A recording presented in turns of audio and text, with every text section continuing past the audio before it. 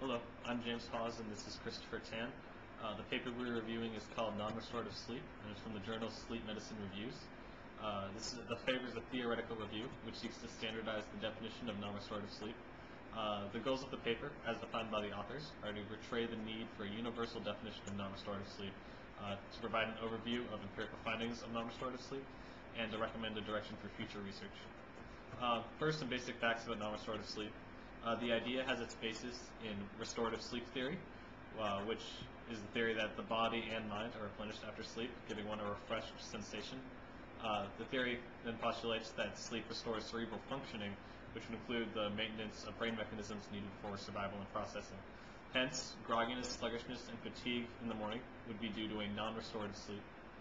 While non-restorative sleep is defined differently in multiple medical journals and references, including the DSM-4 and the ICSD, the current oversimplified definitions tend to equate non-restorative sleep with a feeling of fatigue or exhaustion.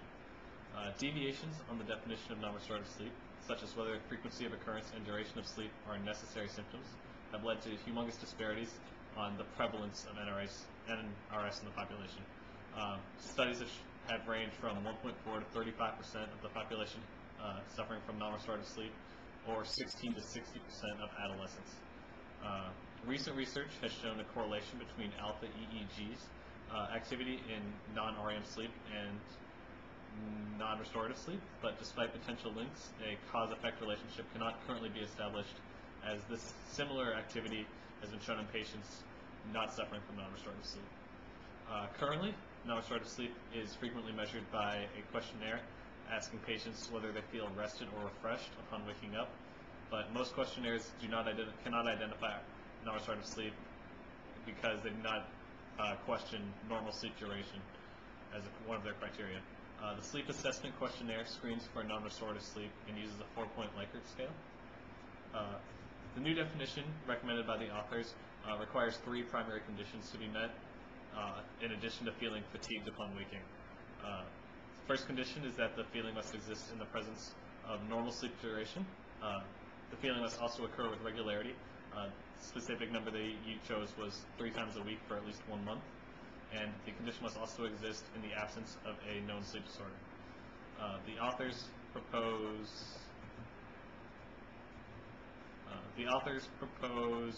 that characteristics of non-restorative sleep, when in the presence of a known sleep disorder, be classified instead as unrefreshing sleep, which would allow non-restorative sleep to be a unique agent of sleep disorders and not a symptom of other disorders. Ideally, this new definition would provide a method of investigating non-restorative sleep as a controlled variable and lead to discoveries in prevalence and treatment.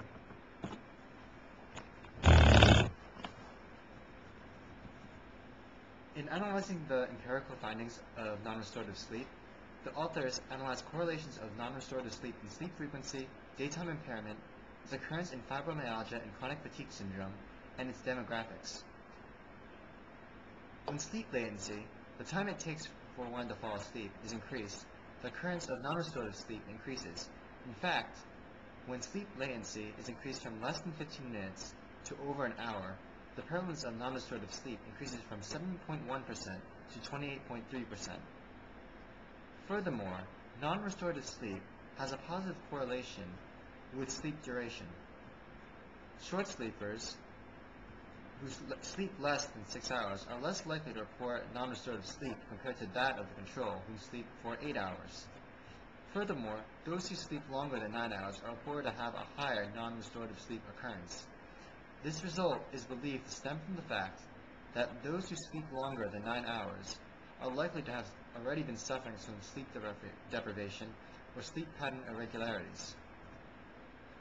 Another study showed that those who had non-restorative sleep only, as opposed to having difficulty initiating sleep, difficulty maintaining sleep, sleep deprivation, and pain from arthritis, were less likely to report daytime consequences. However, the restorative sleep questionnaire and daytime consequences sleep questionnaire show that non-restorative sleep only had much worse self-reported daytime impairment than any of the other groups. Furthermore, non-restorative sleep is also present in many painful diseases such as irritable bowel syndrome and rheumatoid arthritis. The paper examines non-restorative sleep's presence in 2 disorders, fibromyalgia, a disease characterized by chronic widespread pain and fatigue, and chronic fatigue syndrome, a disorder defined by persistent fatigue not related to activity. Both disorder and disease have non-restorative sleep as a chief indicator. 65.7% of patients with fibromyalgia syndrome reported to suffer from non-restorative sleep. Another study showed that 100% of the adolescent chronic fatigue syndrome patients stated that they suffered from non-restorative sleep compared to that of the 10% of the control. In determining demographic correlations of non-restorative sleep, Stone et al. Determined that age, more than any other variable, was strongly correlated. While the specific age group varies, significantly more young adults, less than 50 years old, report non-restorative sleep more often than those older, and further occurrence decreases linearly with age.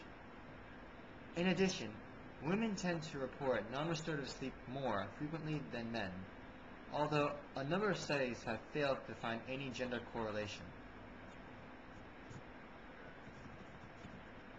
While obtaining a universal definition should be the primary aim of future research, the authors also recommend a research agenda once a definition has been made. Research should first focus on developing standard, valid, and reliable measures to assess the prevalence of non-restorative sleep. Once prevalence is established, the authors suggest collaboration on how best to categorize non-restorative sleep in diagnostic manuals.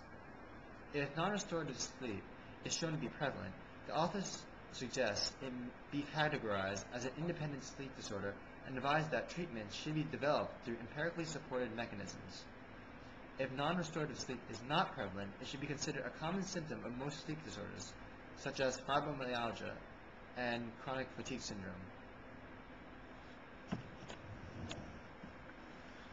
This theoretical review could have been improved by addressing the validity of non-restorative sleep as a primary characteristic of insomnia, which is how it's currently most often used in practice.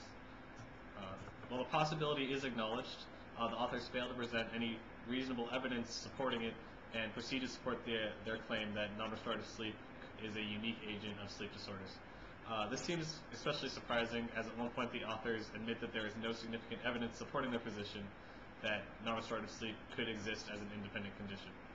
In addition, the article could have been greatly improved by incorporating a study examining non-restorative sleep prevalence before and after treatment of an associated sleep disorder, as this would help to clarify whether non-restorative sleep could be a unique agent of sleep disorders.